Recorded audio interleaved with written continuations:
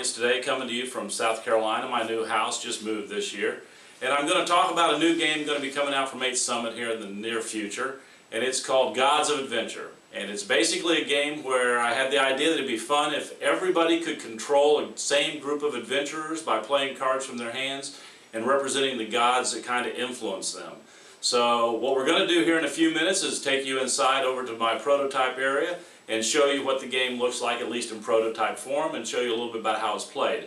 But I think you'll find it as an interesting, fun game. It plays in about 45 minutes. It offers a variety of play. It's a game where you do want to win it, but you have to work together a little bit so that you get through the dungeon area that your adventurers are trying to explore. But in the end, whoever has the most points from the gold that they've gathered, the treasures that they've gathered, and from the collecting, because it has a set collecting element in terms of the gems that you're collecting also at the end, will be declared the winner. Unless you fail the dungeon. If your group fails the dungeon, then it's he who's collected the lace that will end up winning it. So there's a little push-pull between the players in the process. Let's go take a look over in my prototype area and you can see the game a little bit closer up. Okay, here we are in my prototype playtest room, and I'm going to show you a little bit at least of the prototype for Gods of Adventure. Make sure you know a little bit about what's in the game and how the game is basically being played. What you're going to do is you're going to build a dungeon. You can play different sizes, but the primary size is going to be, you're going to draw from your deck of cards. I've already built a dungeon here, but you'll put 3 level 1s in, you'll put 2 level 2s in, and then you'll put 1 of the level 3s in. And you've got a large number of cards, so you can constantly build different kinds of dungeons. So obviously the further you go, the more dangerous the dungeon is going to get. But which is important because the players will be building up their powers and skills from the treasures that they gather from the upper levels. That'll help them as they move down to the lower levels. Along with that, each player will get a deck of cards.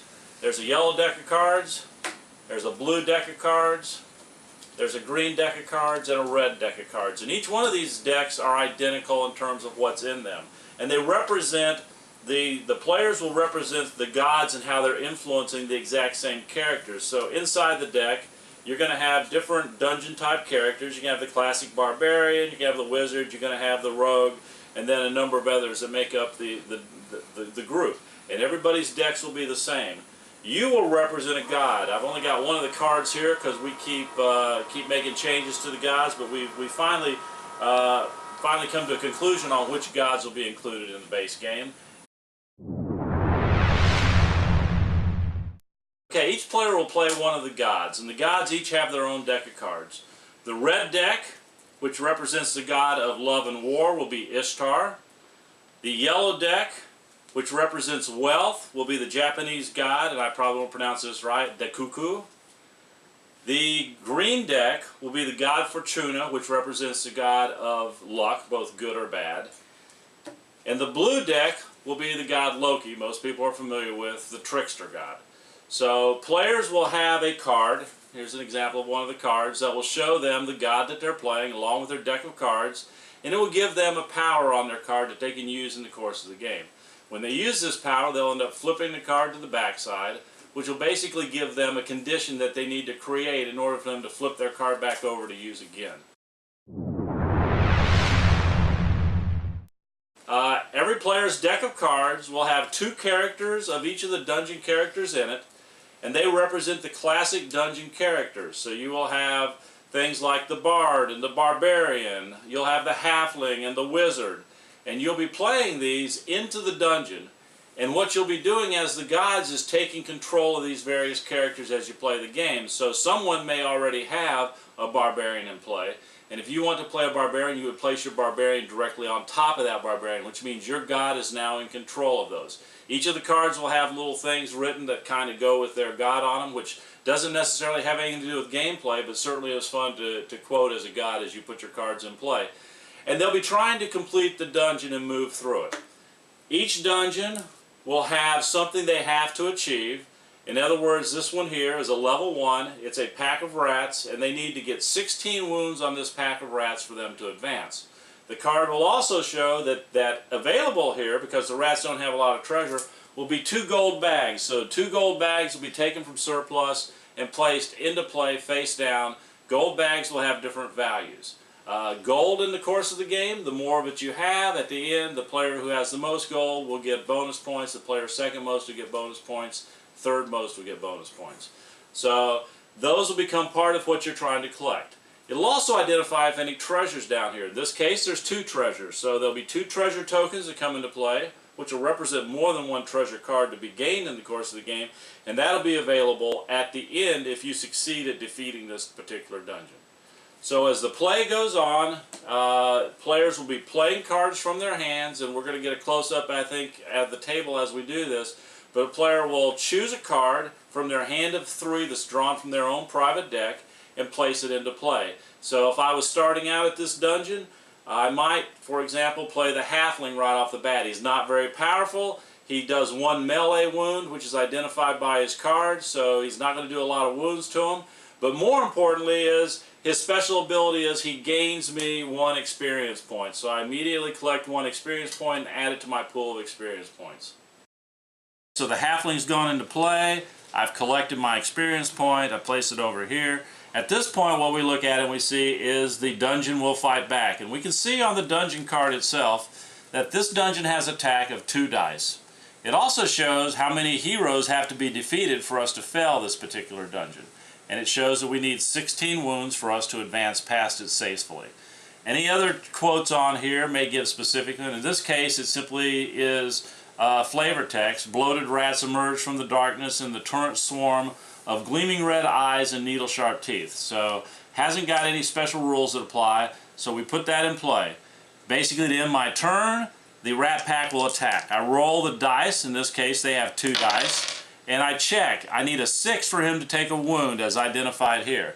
Now, one of the things I need to say, you're looking at all prototype material here. These will all be custom dice that we're going to be looking at once the game comes out, and you'll be able to see those on the Kickstarter itself. But for this purpose, I'm using my original prototype. So no wounds were done. The player will now draw 1 red card to put back into their hand, and their turn's over.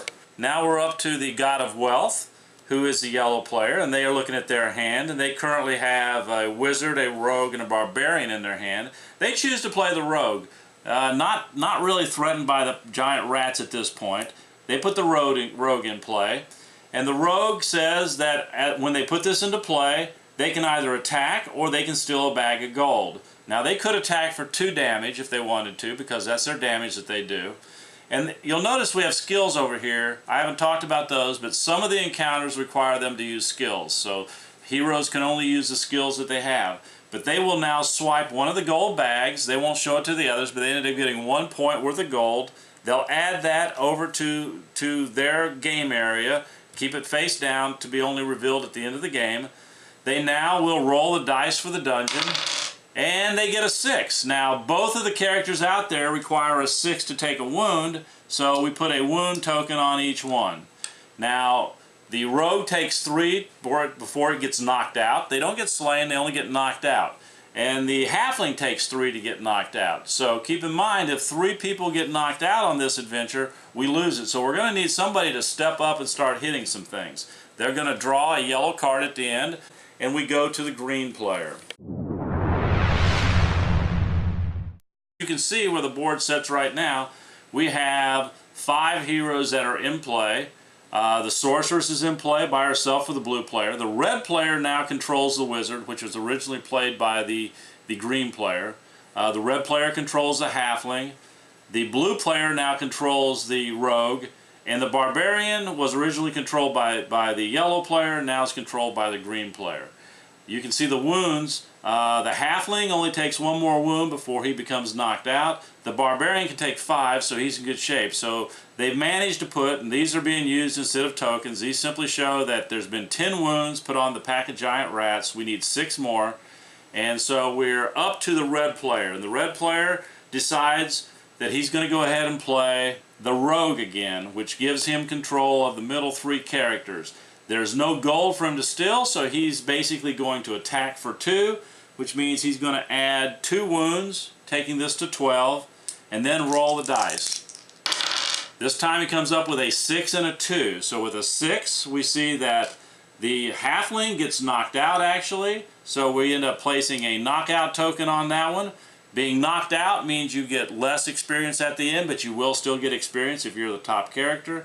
We can remove the wounds from him now. The rogue also takes a wound because a 6 hits them.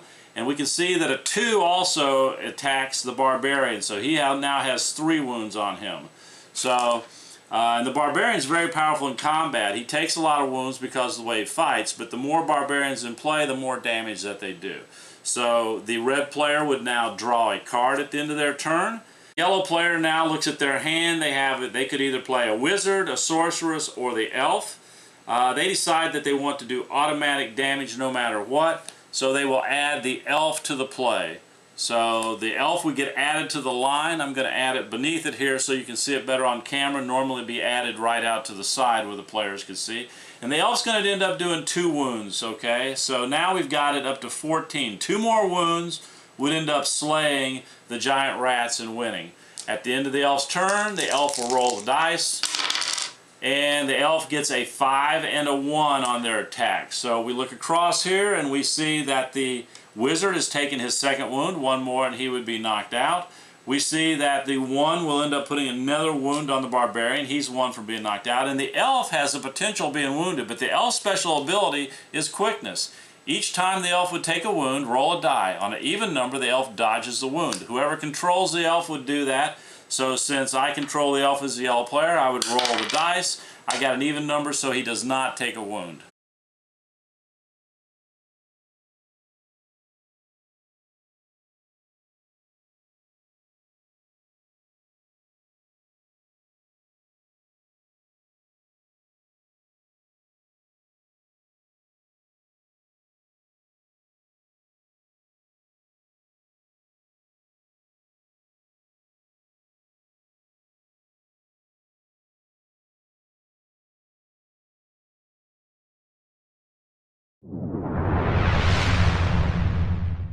So the heroes have won this particular dungeon. The pack of rats have been defeated.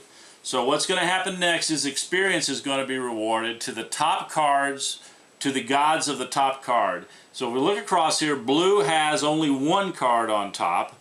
So they will end up getting 2 experience for that particular card. It'd be handed to them. Along with the 1 they got earlier for their rogue, they end up with 3 at the end of this round. The red will get 2 points, 2 experience points for the wizard, 1 experience point for their knocked out halfling. So they'll pick up 3 off of this. And of course they also got from the halfling, they ended up picking a point also for that. If we look at the green is going to get 4 points. They've got 2 for the rogue and 2 for the barbarian, so that'll give them 4 experience points. And then yellow, unfortunately, only has 1 character up, the elf, and they're going to get 2 points for that. I should note here, if you have multiple cards on any hero line, you get an extra bonus point. So if you had 1 under and 1 on top, you would get 3 points. If you had 2 under, you would still get 1 point for at least having 2 cards in that particular line. Experience points are used in the course of the game to buy treasure, and now we come to that point. We're going to loot.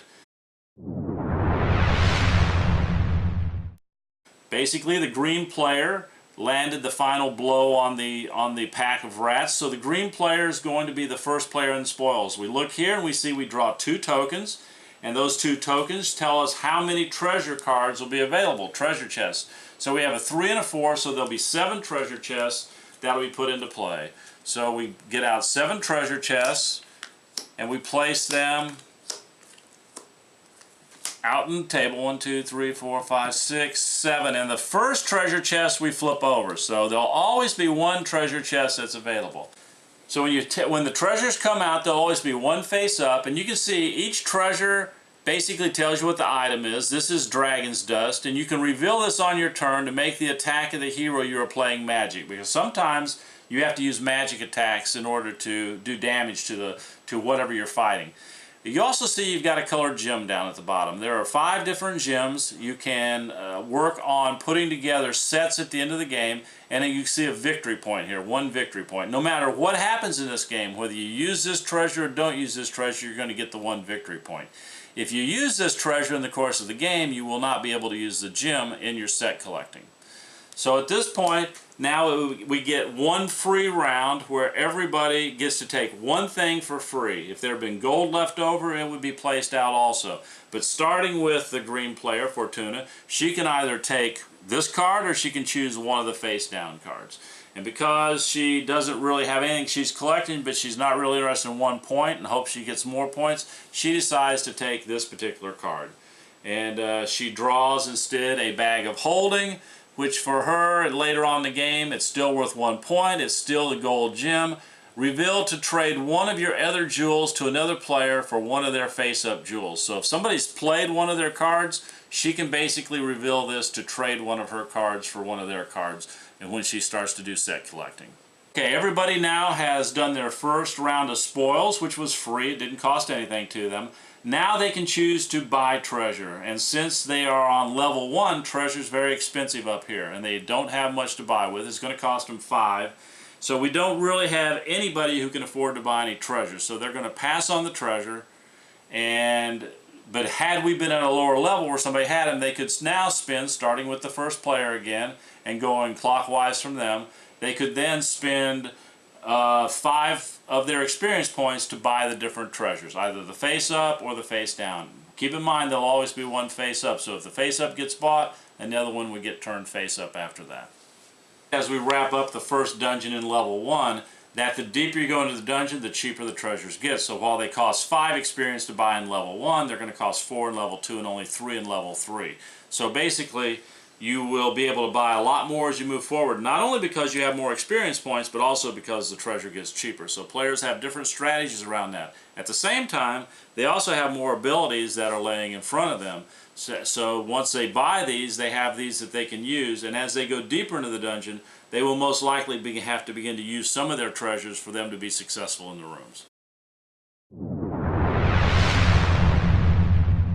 The Kickstarter itself is actually going to be a game.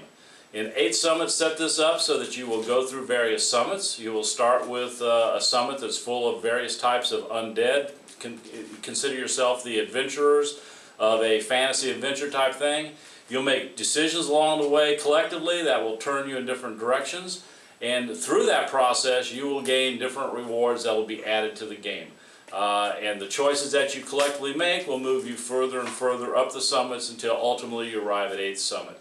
You also have the opportunity to hit different magical portals that can move you back to different places so you can capture rewards that have been set up along the way. So hopefully it's going to be a lot of fun for you. It's going to provide a lot of new things for the game that can be added, because although the game has plenty of dungeon cards, it has plenty of everything that you need to play the game, it's always good to have a few more things to add more and more variety. So we think you're going to like this game, and hopefully you're going to like the Kickstarter that goes with it.